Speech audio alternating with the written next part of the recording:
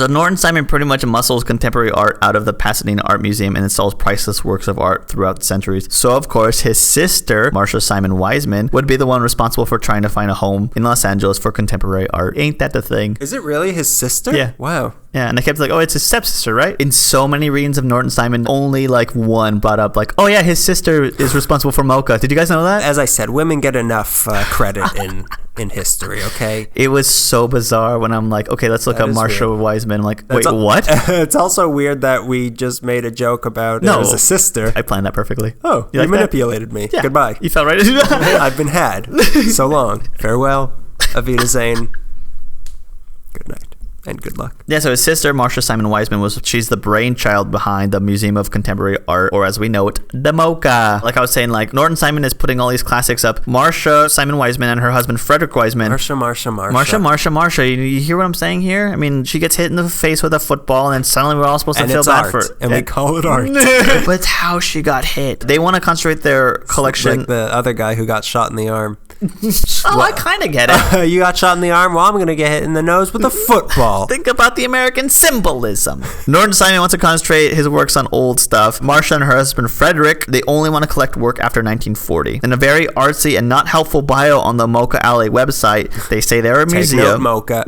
Hello, we're MOCA. We are a museum. We are indeed a museum. Indeed. They claim we present, collect, and interpret the art of our time. Very short bio.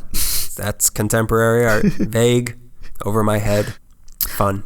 Everyone gets it but me. So while Norton was succeeding with Velveeta Foods in Los Angeles, Marcia was attending Mills College in Oakland and then began to get interested in creating an art collection of posters and prints and stuff like that. It started really small and then it got bigger the more money she had. Marcia was born in 1918, 11 years after Norton was born. She credits her stepmother, Lucille Michaels Simon, with awakening a love for art. Lucille? You don't wear your sister's... Velveeta? Yeah, Velveeta. You don't wear your... Velveeta! I would like to eat at Velveeta now. My nose.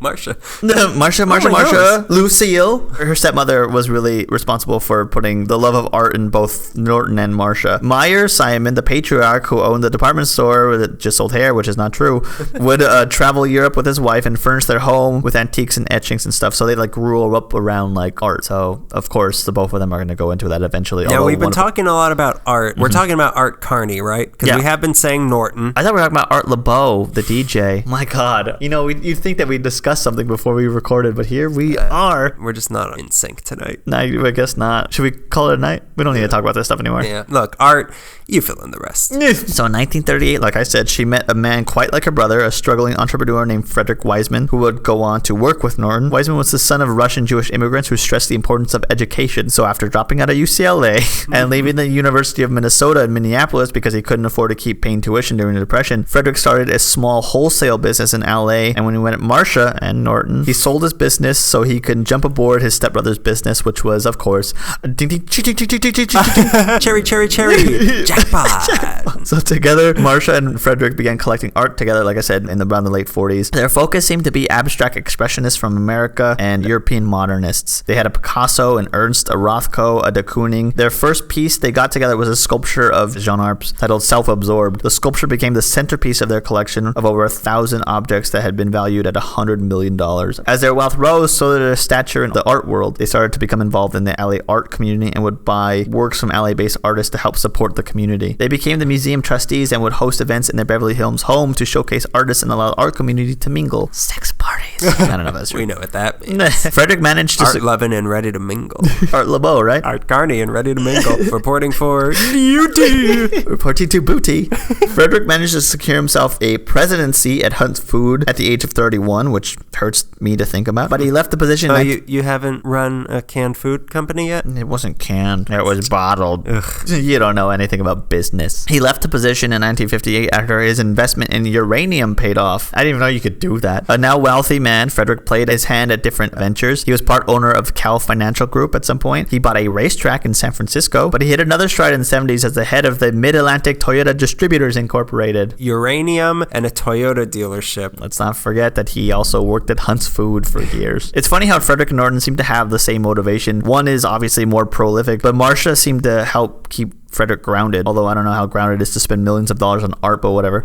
Marcia and Frederick's collection and involvement seemed to be closer to artists, and that's because their eye for contemporary artists meant that the artists were still alive. Norton had a taste for art, but his artists were like long dead already. Because they were collecting contemporary art, they can get to know the person who was getting work, so they like seamlessly moved into the art community. But all this time that they were collecting art and having these parties, they really wanted a place that they can display contemporary pieces for the public to see, because you can't just walk into the Weisman's home. So they're looking for a place, especially Marcia. Marcia is another one of these progressive women that's really pushing for like, I want art to educate people and I want everyone to see it, and we need a place to do this. And then the husbands go, well, how can we monetize this? Yeah. How can I take that emotion and make money from it? And also, why are you speaking? Yeah. You're a woman, and this is any time before 2000. The Spice Girls changed everything. You're a woman. All I want to hear is guitar solos. There's one story I heard about Frederick, and it makes me laugh. I don't know if it's true or not, but I'm just going to say it, and you take it as is, okay? All right. He gets seriously... Draft your emails now. Apparently in 1966, there was a brawl at the Beverly Hills Hotel, which comes up again, the hotel, and he was knocked unconscious and seriously injured. He had to go to the hospital, and he wasn't reviving. Now, according to the story, he laid in the hospital bed for several days without recognizing any friends or family. But when Marcia came by with a Jackson Pollock drawing to the hospital, because she knew that was the one, like his favorite, he shouted, "Jackson Pollock, I remember when we bought that." And he was old church tent revival. Jackson Pollock does it again. So the MOCA's birth can be traced to a conversation between Marcia, Mayor Tom Bradley, who was Los Angeles' first black mayor, and a councilman named Joel Walks at a political event being held at the Beverly Hills Hotel in either 1978 or 1979. I've read both. Some say it was fate that they all sat at the same table, but I also read somewhere that the Weismans already knew and were chumming with the mayor, and that's plausible, so I'm not really sure. What is for sure is that during this conversation regarding Los Angeles and a need for a place to house contemporary art, she managed to persuade Bradley and Walks to give her support to move forward on putting together a new art museum. That conversation got the ball rolling, and a committee known as the Mayor's Museum Advisory Committee was organized to get the project seen through. Now, attorney and later federal judge William Norris and friend Eli Broad joined Weisman's effort early on. He's everywhere. Yeah. He's like Slender Man. My favorite supernatural villain. If I had to pick one supernatural villain, it would be Slender Man. So William Norris and Eli Broad are going to join a committee that is also made up of chief curator Richard Koshelek, venture capitalist and art collector Max Pelvesky. Also on the board was Atlantic Richfield Co., or as we know it, ARCO. Oh. And the Weismans, of course. And they were running this committee out of an office on Boyd Street, and it was known as the Museum of Contemporary Art. With Mayor Bradley and Walks supporting the committee, the Community Redevelopment Agency, which is set up to help revitalize, refurbish, and renew economically underserved areas of Los Angeles, decided to provide support and pay for the construction for 1.5% of the allocation from the Bunker Hill development. They're going to use that money to fund that whole area, right, that whole strip. And yeah, like I said, 1.5 of that was going to go to the MOCA being built on Grand. So by July of 1981, 2 years after the conversation at the Beverly Hills Hotel, MOCA's endowment was already past the $12 million mark. The spot chosen would be on Grand Avenue between 3rd and 4th at the top of the multi-leveled Bunker Hill, which was during the 80s. It was already all skyscrapers and ponytails, cell phones in the car. The buildings had ponytails. I think we made that joke before. Have we? I think that sounds really well, it's familiar. official. We're officially repeating our own jokes. I thought you were going to say it's official. The skyscrapers had ponytails. Hey, it's been mentioned twice. It must be true. The only stipulation to get this development money was that the committee had to raise $10 million for operations. So they had the biggest car wash this city has ever seen. They washed every car in the city. The committee now had the task of garnering support and raising funds, and Marcia was getting aid from big names. Jane Fonda was one of the names. She was on the board of the traitor.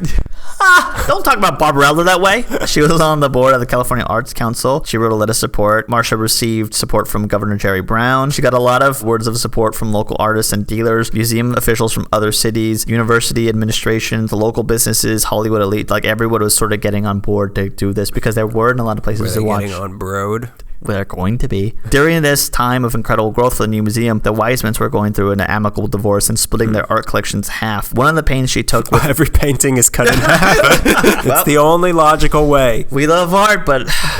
this divorce has to happen, and we don't know how else to do it. One of the paintings that she took with her was a piece from Jasper Johns titled Map, which is said to be the most important piece in her collections. Jasper Johns sells his work for millions of dollars, and this is one of the works that she would donate to the MOCA. I feel like that should be said just to show like how dedicated she was to get this going, that she has this $1 million piece. Like, it's fine, just hang it up. I want everyone to take a look at it. This will be your centerpiece. Here's where things start to splinter off. The city leased 2 warehouses to the museum committee, one on Grand that was being designed by Japanese architect Hirata Isozaki, and the other one being in Little Tokyo. They're into the construction of the main branch, that's the grand one. The Little Tokyo branch, known as the Temporary Contemporary, had an interim exhibition in 1983. Wait, the temporary contemporary? Yeah, the Temporary Contemporary. Okay. They had a sort of soft opening interim exhibition in 1983, 3 years before the opening of the main branch. The 40,000 square foot building from the 40s had once been a hardware store and another time housed police cars. Renovating it would be the famous architect Frank Gehry, and it immediately won over critics and captivated the art community. The building inauguration included a Shinto purification ceremony, which is a ritual often held at the groundbreaking of any building in Little Tokyo. It's a symbol of a mutual recognition between the Japanese community and the museum. The site on ground was looking great too, as Isozaki was building a structure to contrast the museum as opposed to the skyscrapers that were above it. The museum was like red sandstone, and its entrance is like an arc which leads to a lower level courtyard, and having patrons sort of submerged, like going lower as everyone else is going higher. Everything about it's like you're not next to a skyscraper. So in 1986, the MOCA Grand opened up, and it was sort of carried off from what the Temporary Contemporary had already started. They were almost instantly heavy players in the art community, with two great structures that housed thousands of pieces of contemporary art at different media. A collection which I believe is 90% privately donated. They were acquiring collections that included work from Franz Kline, Robert Rauschenberg, Michel Gorky, Jackson Pollock. Marcia Wiseman donated 83 works on paper by contemporary artists, which raised the MOCA standings in the art community. Her collection was appraised at around $6 million.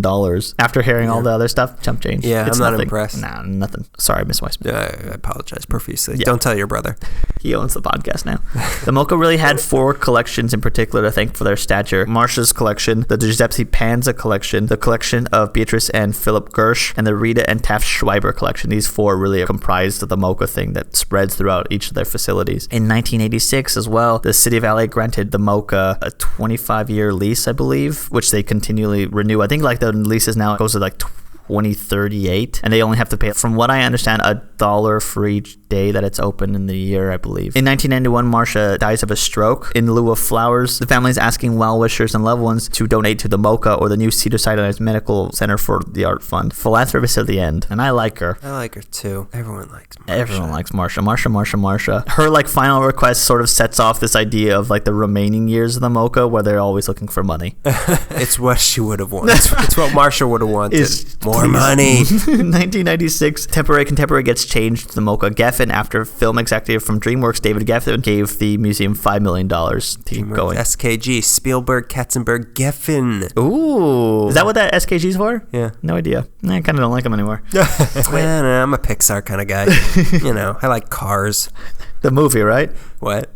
I like one car, that back seat of that Dodge from 1938. It's my favorite part of any car. In 2000, they opened another facility in West Hollywood at the Pacific Design Center. That's that big blue building. The big blue whale. The big blue whale. Yeah, that's weird. Like I've only seen that building like twice in my life. Really? Because I don't know why I never end up there. Yeah, and every time I see it, I'm like, what is this doing here? Yeah, it's so inconveniently placed. It's like I don't know if you or anyone listening remembers the TV show Reboot from the 90s. I remember. Yeah. But it's like when a game starts, this giant blue cube comes and just like lands in the middle of the city, and that's what I feel like that is. And I want in.